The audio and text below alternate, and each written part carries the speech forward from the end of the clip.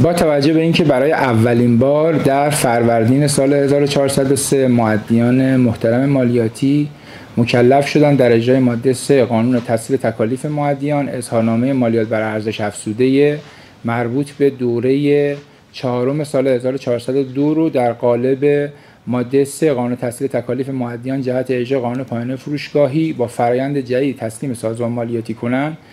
این فرصت رو سازمان امور مالیاتی برای مؤدیان فراهم کرده که بتونن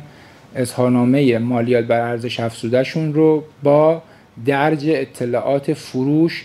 و خرید و سایر تعدیلات حداکثر تا تاریخ 12 اردیبهشت ماه سال 1403 به سازمان امور مالیاتی تسلیم کنند. مؤدیانی که تا تاریخ 12/2/1403 اظهارنامه مالیات بر ارزش افزودهشون رو با درج اطلاعات فروش، خرید و سایر تعدیلات به سازمان مالیاتی تسلیم کنند، امکان بخشودگی 100% جرائم موضوع ماده 37 و بند ب ماده 36 قانون مالیات بر ارزش افزوده براشون فراهم خواهد بود.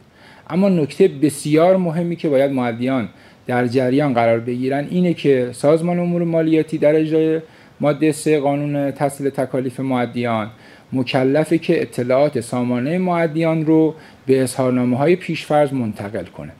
این اطلاعات هر روز به روز رسانی میشه، اما این به روز رسانی در اجرای ماده 3 حداکثر تا پایان فروردین ماه رخ میده. لذا توصیه سازمان مالیاتی مؤدیان محترم اینه که مخصوصا خریداران کالا و خدمات که صورت حساب الکترونیکی در کارپوششون قرار گرفته حداکثر تا 31 فروردین نسبت به خریدها واکنش نشون بدن. از چند جهت این واکنش مهمه. یک، برای خریدار در صورتی که خرید نقدی باشه با تأییدی که در سامانه تا قبل از 31/1/1403 انجام میده اعتبار خرید در محاسبات به صورت سیستمی لحاظ میشه.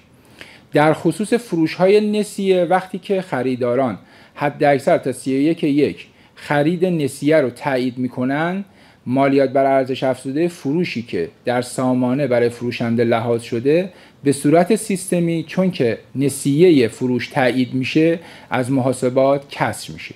نکته سوم در خصوص صورت حساب‌های اصلاحی و ابطالی مربوط به صورت حساب‌های اصلی زمستان سال 1402 که تاریخ صدور صورت حساب اصلاحی و ابطالی هم در زمستان سال 1402 بوده. این گونه صورت حساب اگر تا 31/1/1403 توسط خریداران تایید بشه، مغایرتی که برخی از مؤدیان به واسطه صدور صورت حساب اصلی، اصلاحی و ابطالی داشتن در اظهارنامه پیش‌فرض مرتفع خواهد شد. و نکته آخر در خصوص موضوعات قراردادهای حق العملکاران و آمران هست که حتما باید تا قبل از 31/1/1403 موضوعات مربوط به تایید آمران در خصوص انتقالات و صورت حساب‌های فروش حق العملکاران انجام بشه تا در اظهارنامه پیش‌فرض این موارد مد نظر قرار بگیره.